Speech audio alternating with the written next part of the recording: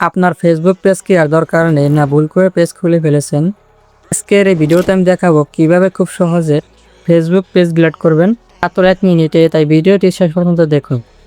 Facebook অ্যাপসটি open করুন, এরপর উপরে থাকা থ্রি লাইন অপশনে ক্লিক করুন। এখন যে পেজটি ডিলিট করতে চান সেই পেজটি সিলেক্ট করুন, তারপর পেজ লোগোর উপর ক্লিক করুন, তারপর থ্রি লাইনে ক্লিক করুন, তারপর সেটিং এন্ড প্রাইভেসি অপশনে ক্লিক করুন।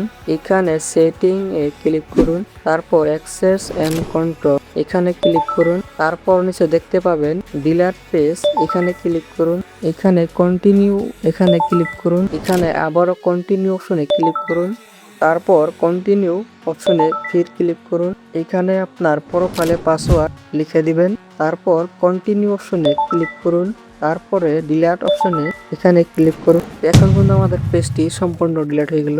এই ছিল মূলত আজকের ভিডিও।